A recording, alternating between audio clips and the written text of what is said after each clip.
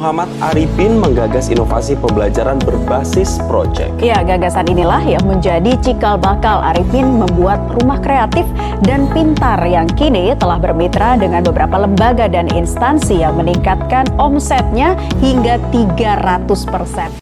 Assalamualaikum warahmatullahi wabarakatuh. Halo teman-teman UMM Folks, balik lagi di UMM Talk kali ini bersama saya Caca. Yang mana pada hari ini kita sudah kedatangan narasumber yang sangat luar biasa ya. Di sebelah kiri saya di sini sudah ada Abang Muhammad Arifin. Bisa dipanggil apa nih? Mas Arifin aja. Mas Arifin aja, oke. Bersama Mas Arifin ya, yang mana Mas Arifin ini adalah seorang founder dari Rumah Kreatif dan Pintar. Oke, mungkin kita sapa-sapa dulu nih Mas Arif, teman-teman UMM Folks di sini ya. Jadi Mas Arif ini juga salah satu alumni dari UMM ya Mas ya? Betul. Iya, mungkin kita kenalan dulu. Alumni UMM angkatan berapa Mas? Saya angkatan 2009. Oh, 2009. Fakultas Teknik. Fakultas Jurusan Teknik? Teknik Mesin. Wah, teknik mesin. Wih, kalau dilihat-lihat kayaknya agak jauh ya dari teknik mesin, terus tiba-tiba menjadi founder Rumah Kreatif dan Pintar nih. Nah, dari jurusan teknik itu gimana sih Mas awalnya kok bisa jadi mendirikan yayasan ini tuh gimana ceritanya? Karena pengalaman KKN ya sebenarnya. Oh gitu. KKN di UMM kan kita diterjun kan ke desa-desa gitu ya. Iya. Waktu itu KKN saya di Ngantang. Di Ngantang. Ngantang daerah Malang ke mana ke Pujon terus gitu. Oh, Nah di sana memang terbuka, oh begini ternyata yang namanya pemberdayaan. Oh. Nah itu ilmu basic yang tidak ada di secara akademis di Fakultas Teknik. Hanya saja saya temukan waktu KKN. Waktu KKN ya. Betul. Berarti awal mulanya melihat pemberdayaan itu dari KKN. KKN, betul. Terus kemudian gimana? Jadi ada tercetus gitu kayak Masnya akhirnya bikin yayasan ini tuh gimana?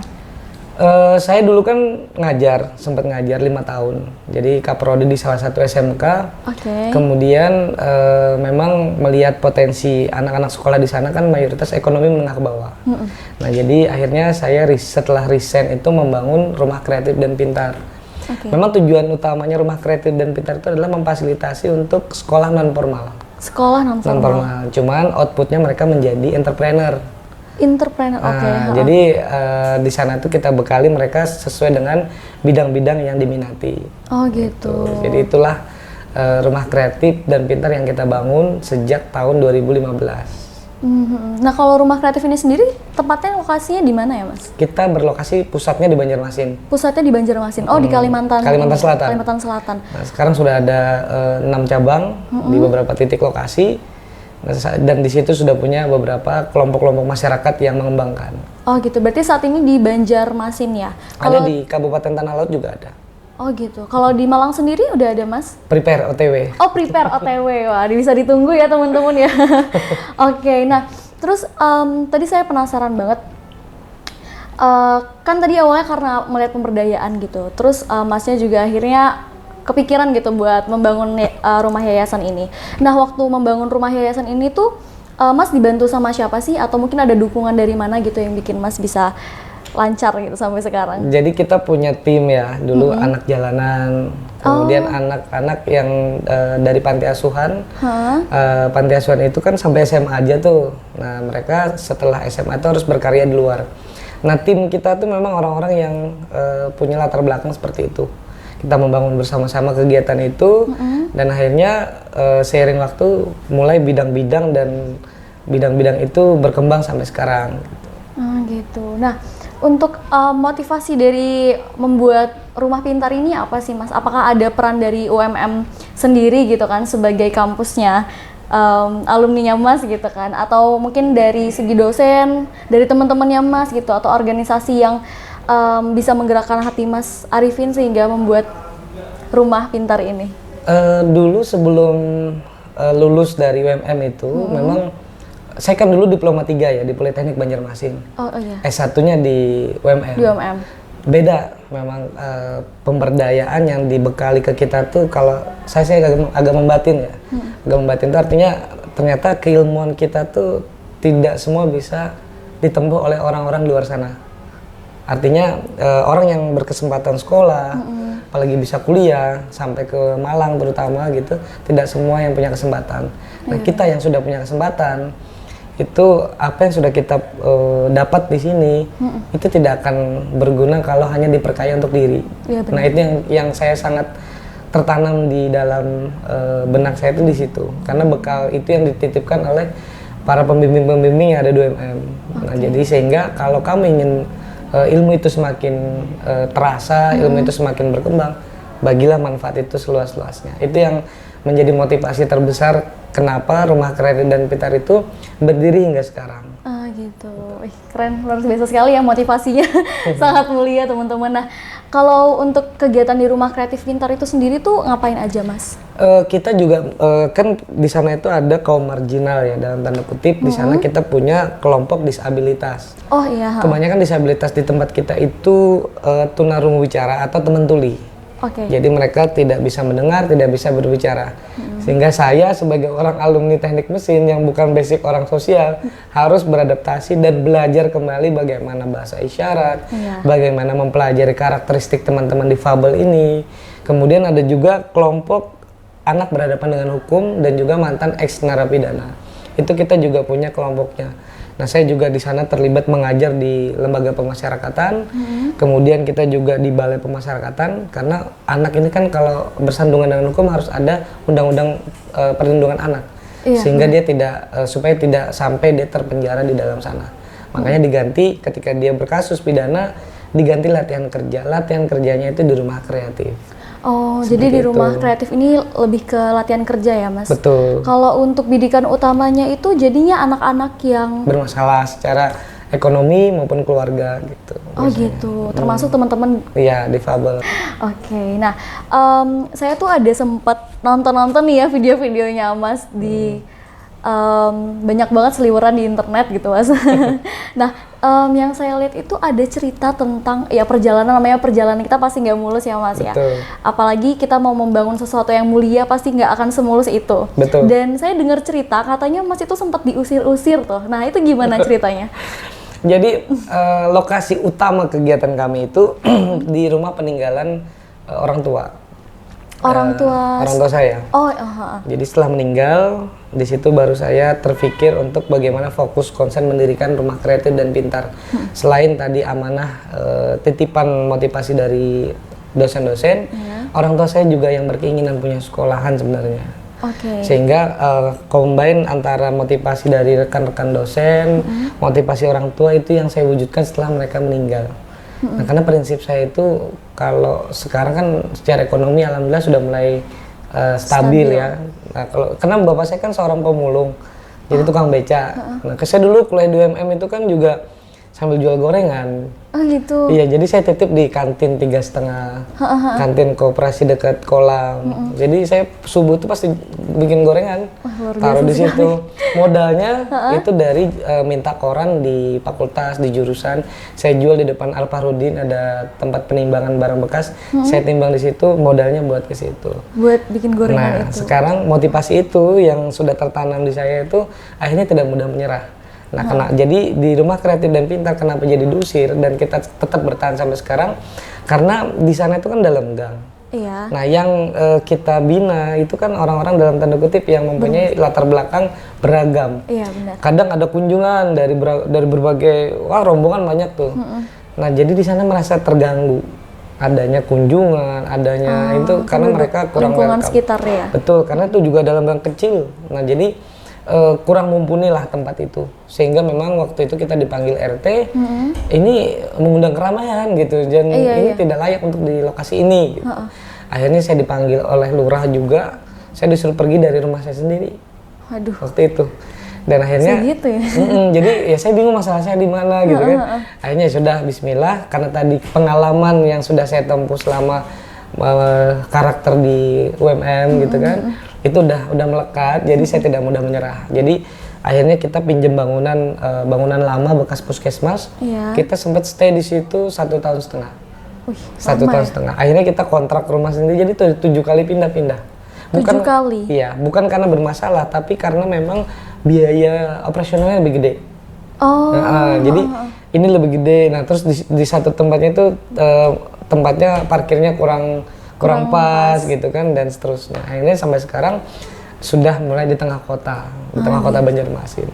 Nah kalau untuk awal mulainya sendiri tuh berdirinya di tahun berapa ya Mas? Kalau kegiatan itu komunitas kita di tahun 2014 sudah mulai, 2014 sudah mulai. 2015 tuh udah mulai kebentuk.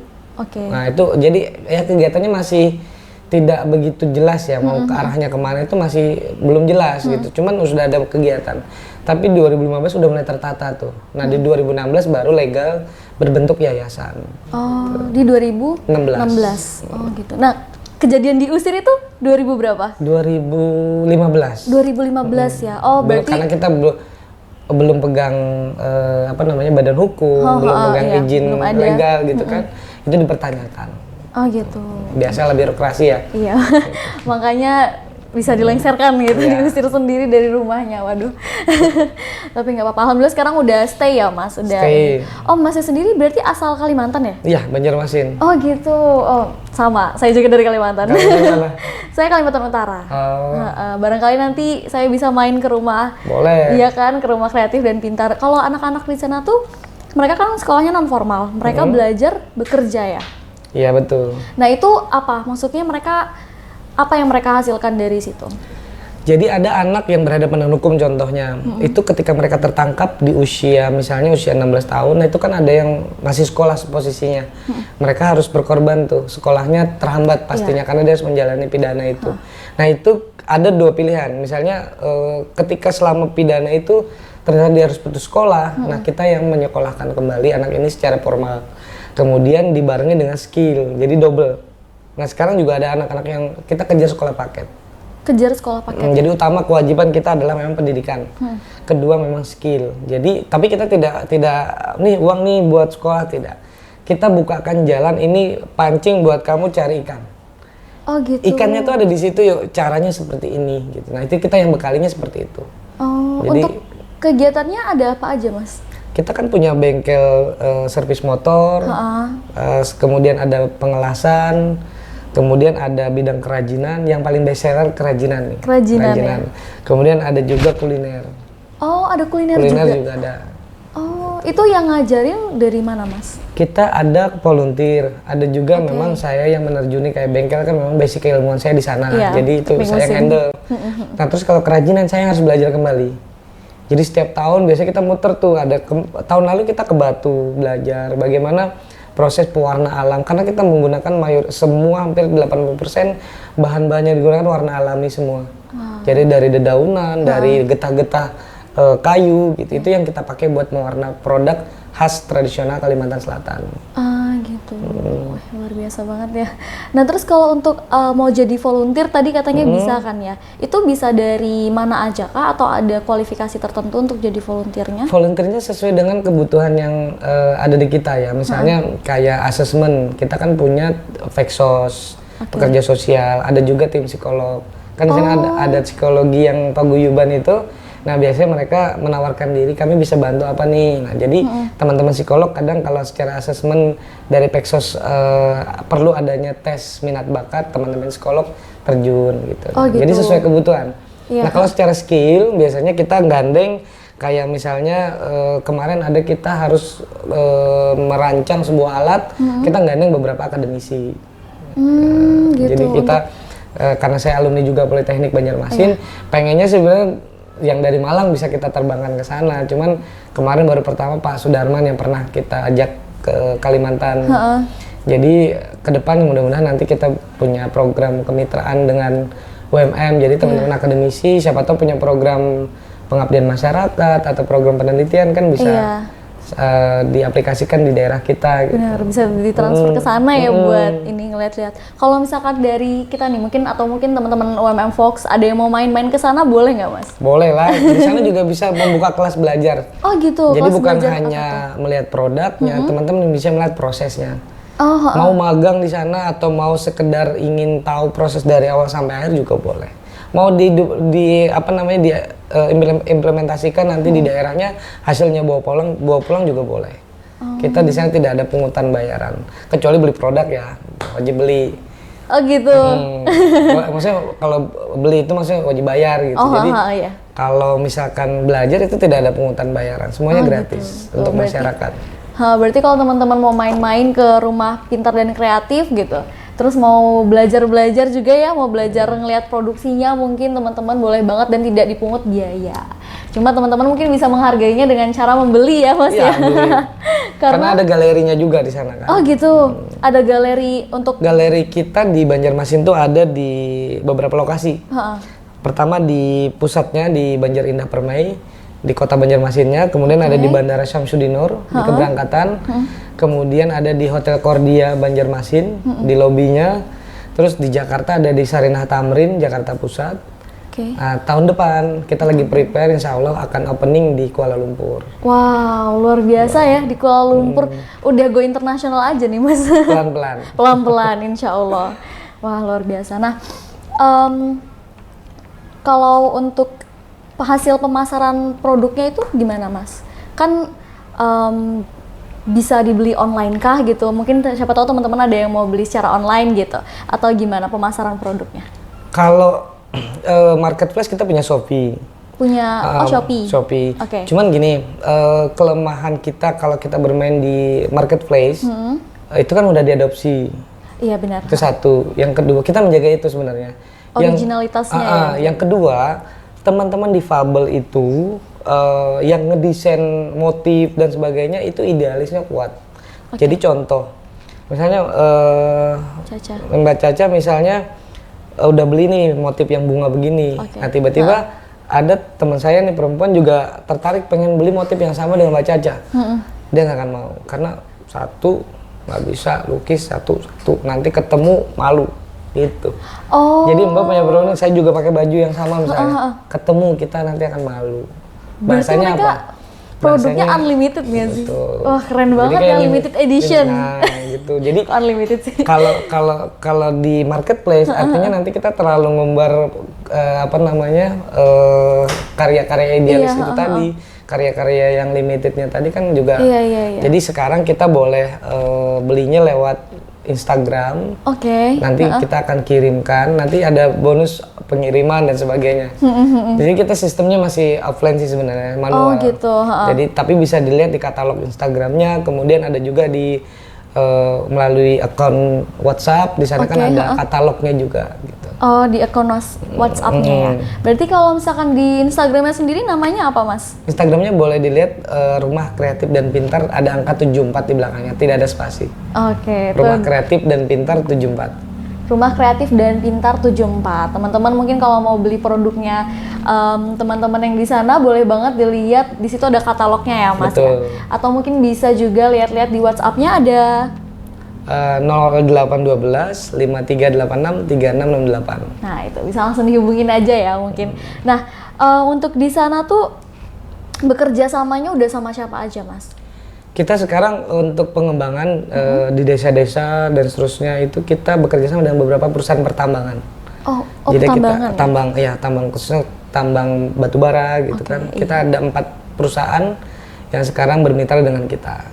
Kemudian selain perusahaan tambang juga beberapa instansi pemerintahan.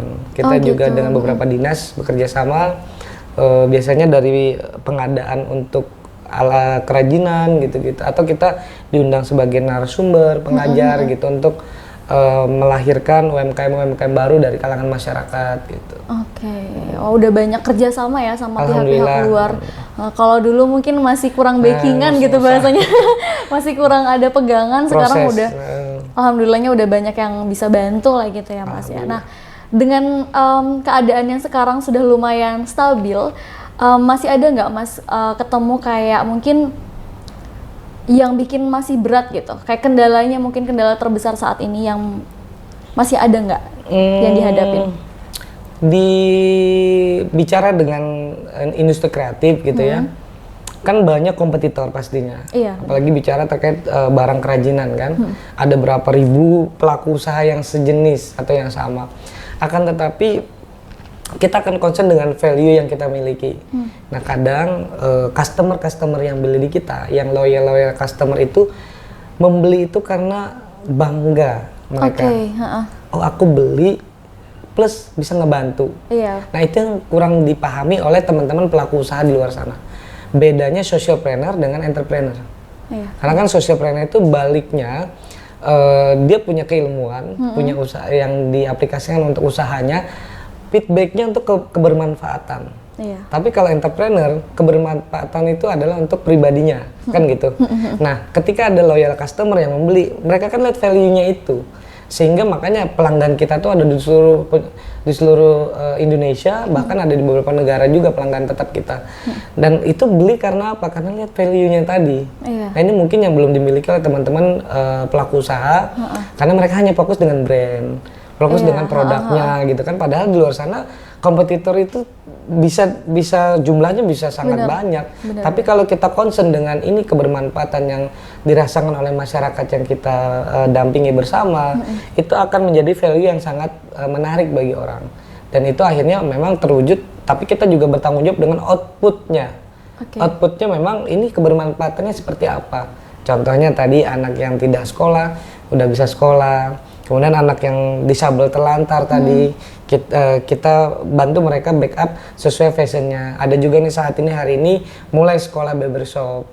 Sekolah barbershop. Sekolah barbershop karena potensi asesmen sesuai dengan yang sudah di asesmen itu di barbershop kemampuan untuk bidangnya. Akhirnya kita sekolahkan. Nah, dari mana biayanya? Kita tidak terima donatur, artinya kayak di panti tuh datang donatur, kita tidak seperti itu. Jadi kita adalah bekerja sama sifatnya seperti program. Oke, gimana tuh program? Programnya misalnya nih, Rumah Kreatif sekarang punya anak binaan disabilitas telantar. Bidangnya adalah barbershop. Nah, ini boleh pihak ketiga ini mau support apa?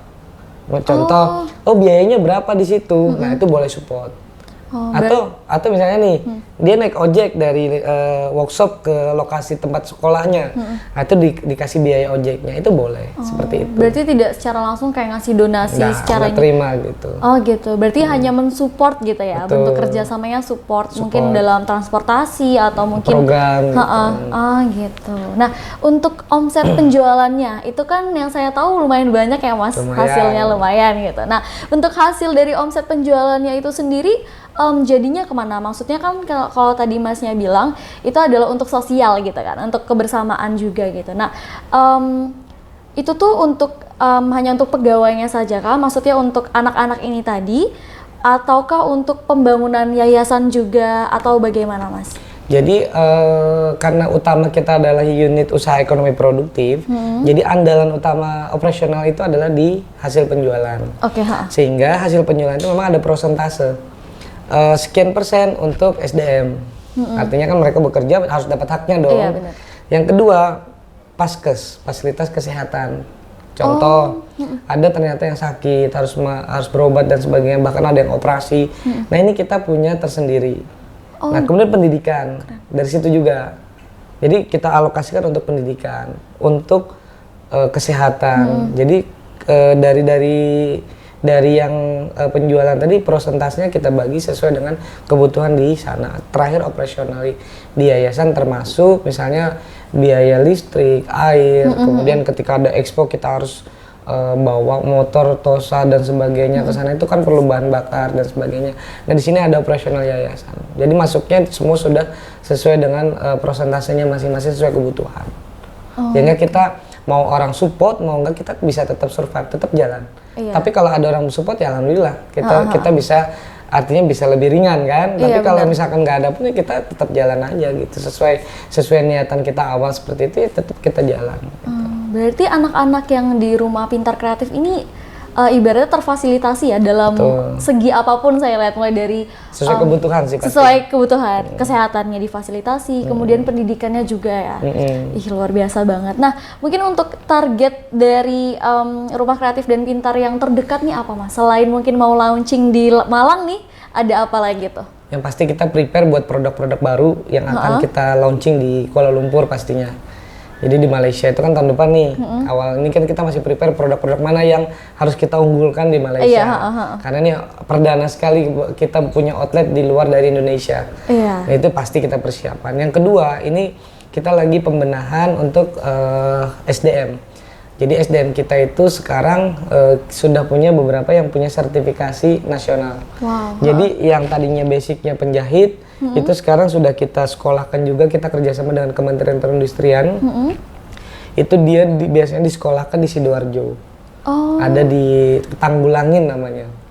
Untuk Sekolah menjahit di situ. untuk Jadi, menambah skill mereka ya. Betul, selain skill terkait kerapian, terkait kualitas, di sana diuji semua sampai akhirnya dia punya sertifikat. Oke, nah dengan ceritanya Mas tadi yang sangat luar biasa ini ya teman-teman, kalau nggak salah nih saya mendapat baca-baca di internet juga, Mas ini sempat masuk ke Kick Andy ya, Kick Andy Hero 2023, bener Betul, nggak tuh? Bener, wah luar biasa sekali. Gimana tuh ceritanya kok bisa sampai masuk ke nominasi Hero 2023 oleh Kick Andy? Karena Bang Andy Noya waktu itu syuting ke Banjarmasin. Oh, langsung ngedatengin ke sana? Betul, saya nggak tahu waktu itu ternyata acara Kick Andy. Karena waktu itu produsernya yang datang awalnya, ya izin syuting liputan kegiatan aktivitas rumah kreatif. Dia tidak memberitakan bahwa program itu adalah programnya Kick Andy. Ya udah kita akhirnya syuting, keseharian kita seperti apa selama durasi kurang lebih 4 hari dia di sana. Itu krunya ya. Setelah itu mereka balik ke Jakarta. Nah, jeda beberapa minggu dia telepon, Mas ternyata kami harus bawa hostnya karena kemarin dapat revisi dari produser harus pakai host, jadi kami datang harus bawa hostnya. Nah, saya nggak tahu hostnya siapa, dia nggak ngomong acara apa. Yaudah akhirnya kan, yaudah datang aja nggak apa-apa. Emang acara apa ini bang kok nggak diberitahu? Udah deh nanti tahu sendiri gitu ya. Ini datang, nah baru kita tahu bahwa itu yang datang itu adalah Bang Andy Noya. Nah baru dikasih tahu bahwa itu adalah acara Kick Andy on location waktu itu awalnya. On location. Jadi dia bawa perusahaan angkasa pura, dia kasih bantuan untuk pengembangan, jadi beli peralatan dan sebagainya yang nominalnya kurang lebih 50 juta di situ. Kemudian akhirnya dia tuh pulang. Nah setelah tayangan Kick Andy on location, ternyata seluruh Indonesia tuh banyak sekali respon positif ke Metro TV. Nah, lalu kita dihubungi untuk menerima penghargaan sebagai Kick Andy Hero 2023 dari tayangan yang Bang Andy datang ke lokasi kita itu. Yang di Kick Andy on location. Dasarnya itu yang saya pikir itu lomba atau apa, kok saya nggak ada kirim profil apa tiba-tiba diundang sebagai penerima. Bahkan waktu itu saya bilang ke produser, ini jangan-jangan penipuan kali ya. Jadi kan saya bingung kan, ini kok saya nggak pernah merasa daftar gitu.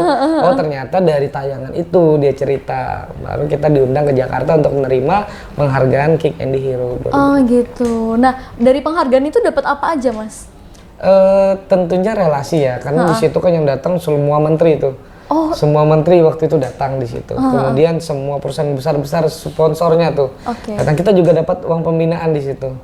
Nah, jadi relasi, kemudian uang pembinaan, dan juga kita menjadi salah satu yang tidak hal yang tidak mungkin ya bagi kita. Masih seberapa sih usaha kita untuk mengembangkan masyarakat kok sudah sejauh ini tanpa terasa gitu. Jadi hanya termenung sendiri, kok bisa ya langkahnya sampai segini, didatengin orang yang punya power besar di Indonesia gitu. Ini jadi bukan malah kita menjadikan tinggi diri ya, tapi kita saatnya kita harus nunjukin tanggung jawab kita. Karena kita udah dilihat publik, dilihat masyarakat luas, saatnya kita nunjukin tanggung jawab kita sebagai orang yang mungkin di situ menjadi salah satu inspirasi yang dianggap bagi mereka ya. Gitu. Bisa menginfluence masyarakat sekitar gitu. Oke, nah untuk tantangan terbesar saat ini nih apa nih Mas yang dirasain? Tentunya masyarakat kompetitor dari bidang yang sudah kita jalani, yang kurang paham dengan yang namanya sociopreneur. Nah yang kedua mungkin SDM yang notabene dalam tanda kutip berkebutuhan khusus, kita harus banyak belajar dari mereka, kita harus banyak, jadi gini, teman tuli itu bukan hanya kita bisa bahasa isyarat. Keliru kalau hanya bisa isyarat udah paham dengan disabilitas. No, karena setiap karakteristik itu berbeda-beda. Jadi contoh teman tuli, dia akan paham gerak bibir kita. Nah, jadi dia akan baca. Kenapa penyandang disabilitas itu pasti punya kelebihan yang sangat tajam. Contoh, kalau netra itu biasa tajamnya di vokal. Contoh disabilitas netra putri, vokalnya pasti bagus banget. Di Jogja ketika di Malioboro jalan-jalan teman-teman netra itu vokalnya pasti bagus-bagus. Kebanyakan seperti itu. Tapi juga ada potensi lain. Nah terus ada lagi teman tuli, itu pasti lebih ke mata. Mata sama daya ingat. Terus ada lagi yang autis, teman-teman autis. Nah autism itu kebanyakan lebih ke ingatan. Ingatannya mereka kuat. Pernah nonton ini nggak, Miracle on Seven gitu yang film di bioskop itu mereka, itu kan betul sama sekali persis gitu. Nah artinya kan dari karakteristiknya beragam disabilitas itu kita harus memahami, bukan mereka meskipun maaf nih misalnya, oh saya adalah foundernya nih, ya artinya kan saya harus kalian harus nurut, kan kalau secara maaf nih kalau saya profesional bekerja seperti itu kalau di perusahaan atau di tempat usaha, tapi kalau di socialpreneur di rumah kreatif dan pintar khususnya itu nggak bisa seperti itu. Jadi kita yang harus memahami mereka, bukan mereka yang harus paham dengan kita. Keliru. Jadi kita harus memahami mereka beda-beda. Apalagi kita punya 5 orang misalnya. Oh ada expo nih, kamu nggak diajak karena budget kita nggak cukup untuk ngajak 5 orang. Oh, udah 2 bulan nggak akan datang. Oh gitu. Yes, karena apa? Ngambek. Kenapa aku tidak diajak? Karena mereka tidak dengar, tidak bisa bicara. Jadi taunya hanya mata, tangkapannya aja. Contoh misalnya nih, kayak tadi pameran nggak diajak, kemudian ada lagi misalnya. Kalau kita sedang ada kegiatan apa, jangan sampai ada satu pun tertinggal. Ada lagi yang bikin motif sasirangan. Jadi idealisnya tadi ya begitu. Ternyata ada teman-teman UMM misalnya beli seragam nih satu kantor. Dia nggak akan mau bikin karena dia hanya satu, nggak akan mau sama. Di backup lah oleh teman-teman yang non difabel. Nah, ketika dia tahu itu dibikin, kenapa job desk saya diambil? Oh. Dia nggak akan mau datang lagi. Jadi agak serba salah ya. Jadi harus pinter-pinter gimana Jadi kita harus paham dengan bagaimana karakter satu persatu, bagaimana menghadapi kemauannya anak ini, kemudian oh disabilitas ini seperti ini, beda-beda. Jadi keliru kalau mereka oh itu bisa isyarat, terus pasti dia paham. No, keliru. Jadi dia juga harus paham budayanya. Nah, budaya di netra berbeda dengan budaya di tuli, beda lagi dengan di daksa, beda lagi dengan di autis, itu berbeda-beda. Gitu tantangannya seperti itu ya. Berarti gitu. kita juga harus belajar membuka diri, kemudian kita harus mengosongkan gelas lagi, bagaimana kita bisa beradaptasi dengan mereka. Oke, nah tadi kan kita udah denger ya, luar biasa sekali ceritanya pasang surutnya ya Mas ya. Nah dari yang sempat diusir-usir, kemudian sampai sekarang udah bisa stay, udah bisa lumayan stabil gitu. Tapi sampai sekarang hal terberat apa sih yang mungkin selain diusir tadi ya, ada nggak hal lain yang sempat bikin mungkin Mas Arif itu hampir hopeless gitu untuk berjuang dalam mendirikan yayasan ini? Lebih kepada lebih kepada ini kepercayaan karena orang bicara dengan socialpreneur itu identik dengan tidak lepas dengan yang namanya gibahan, fitnahan, kemudian kata-kata yang dalam tanda kutip, oh itu dimanfaatkan. Oh iya. Ya kan, itu pasti sering lah kalau kita bicara di pemberdayaan pasti ada seperti itu. Oh itu disabilitas itu hanya dimanfaatkan untuk usahanya, kan kebanyakan seperti itu. Itu hanya oknum-oknum memang, tapi kami merasakan beberapa tahun ini itu ada batasan yang kurang diperhatikan sekali dengan government atau pemerintahan setempat gitu. Jadi kami malah lebih kepada bagaimana kita tetap konsisten aja sebenarnya.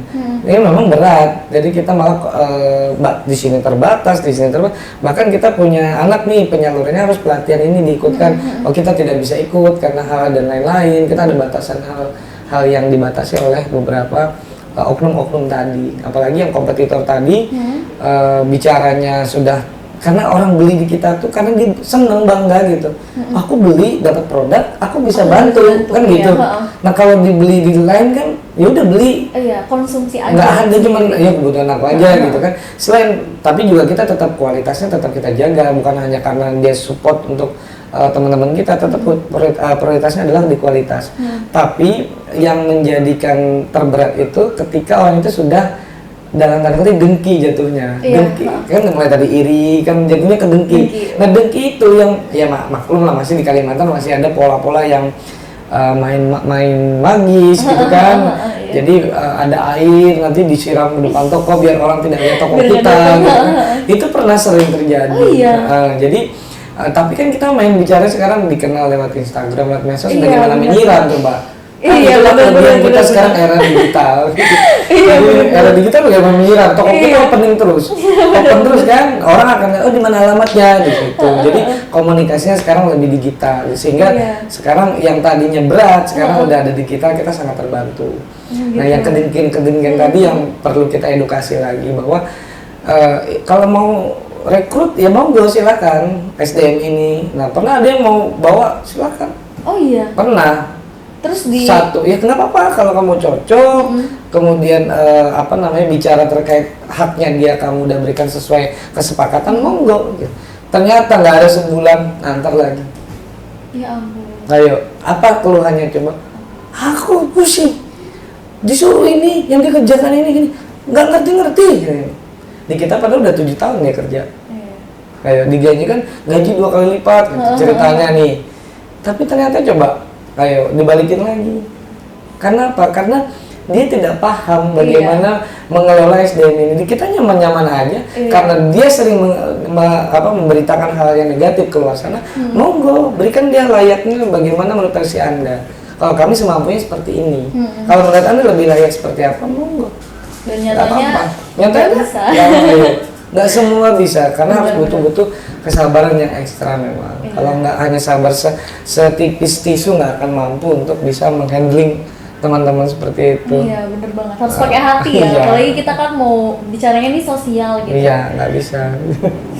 Oke, nah untuk mungkin pesan untuk teman-teman UMM Foxy di sini nih Mas, khususnya buat mahasiswa dan alumni UMM juga mungkin utamanya yang untuk berkarir di ranah sosiopreneur gimana? Untuk teman-teman yang masih kuliah ya, masih menempuh kuliah dulu, tentu ada beban ya pasti yang dituntut oleh orang tua. Yang pasti kamu harus jadi ini biasanya ditentukan oleh orang tua. Itu yang menjadi kadang dilemanya teman-teman mahasiswa di situ. Termasuk saya dulu, kamu harus jadi guru. Nah, jadi kata sukses versi orang tua terkadang harus berseragam. Benar. Ya, itu kata maaf ya, mungkin tidak semua orang tua, tapi kebanyakan yang saya temui orang tua itu melihat sukses dia bisa membanggakan anaknya itu di depan kalangan keluarga, di depan lingkungannya, itu melihat seragamnya. Entah dia jadi pegawai, polisi, dokter dan sebagainya. Itu kata suksesnya. Akan tetapi itu menjadi motivasi yang teman-teman di situ harus memberi pemahaman. Karena komunikasi dengan orang itu lebih penting. Jadi ngobrol, berikan kemauan saya itu seperti ini loh, passion saya seperti ini. Jadi pemahaman-pemahaman yang sesuai dengan relevan keinginan kita itu disalurkan lewat komunikasi yang baik. Itu pasti orang tua akan paham. Nah, tentunya juga buat yang sudah lulus alumni, tentu banyak pengalaman di UMM yang selama ini sudah pernah ditempuh gitu ya, baik dari segi akademisinya, pengalaman di lapangan gitu. Nah, jangan hanya stop di kita. Jadi berikan kebermanfaatan itu untuk masyarakat luas, karena kita sebagai alumni punya ikrar waktu wisuda. Nanti kan next wisuda ya, bisa diikrar di sana bahwa kita berjanji untuk terus mengembangkan kemaslahatan untuk kebersamaan untuk semua gitu, untuk masyarakat luas. Terlepas dari siapapun itu, latar belakangnya apapun, kalau kita mampu untuk memberikan manfaat yang sudah kita miliki ke mereka, tidak ada batasan. Semuanya kita berikan. Itu kalau bisa, disitulah ilmu yang sebenarnya. Oke, berarti kalau untuk hal utama yang harus banget dipegang sama teman-teman ini untuk masuk ke dalam ranah dunia sosiopreneur itu apa Mas? Berarti Mental ya. mental. Jangan hanya kerupuk melempem ya. Jadi dimakan nggak bisa dibuang sayang. Kalau udah terjun nggak ada yang suruh kalian untuk melakukan kegiatan sosial. Jadi jangan mengeluh, jangan ngerengek, jangan biasa suka tuh bikin satu. Itu berarti masih belum mentalnya belum kuat. Jadi kalau orang sosialpreneur itu dia nggak ada yang suruh, kemauan dia sendiri. Jadi kalau lu ngeluh ke publik buat apa? Kan kamu sendiri yang mau. Iya, benar. Berarti kamu sendiri harus menyelesaikan itu. Benar. Jadi jangan suka mengeluh. Mengeluh wajar, tapi dengan yang elegan. Jangan dipublikasikan keluhan-keluhan kita itu. Berikan yang terbaik aja untuk publik. Jadi biar publik yang menilai sejauh mana kita sudah bermanfaat untuk masyarakat. Iya benar. Apalagi kalau misalkan kita bisa menginfluence teman-teman yang lain untuk ikut melakukan kegiatan-kegiatan sosialisasi gitu kan Mas. Jadinya kan baik gitu untuk kita semua. Oke, luar biasa sekali ya. Tadi kita udah berbicara panjang sekali tentang Rumah Kreatif dan Pintar, yang mana di sini Mas Arifin sebagai foundernya. Oke, mungkin untuk bincang-bincang kali ini kita tutup sampai di sini ya Mas Arifin ya. Terima kasih banyak sudah meluangkan waktunya untuk datang ngobrol-ngobrol sama kita di sini. Semoga lancar ya Mas. Amin. Semoga launchingnya beneran jadi di Malang. Nanti kita bisa main-main ya ke Rumah Kreatif dan Pintar sama teman-teman UMM Volks juga. Oke, nah buat teman-teman UMM Volks nih, jangan lupa beli produknya ya. Bisa dilihat tadi di Instagramnya Rumah Kreatif dan Pintar 74. Nah, bisa langsung lihat di situ atau langsung di WhatsApp-nya aja ya Mas ya. Oke, mungkin segitu dulu aja. Saya selaku pembawa acara Caca pamit undur diri, dan Arifin dan Mas Arifin kita tutup sampai di sini. Wassalamualaikum warahmatullahi wabarakatuh. Dadah.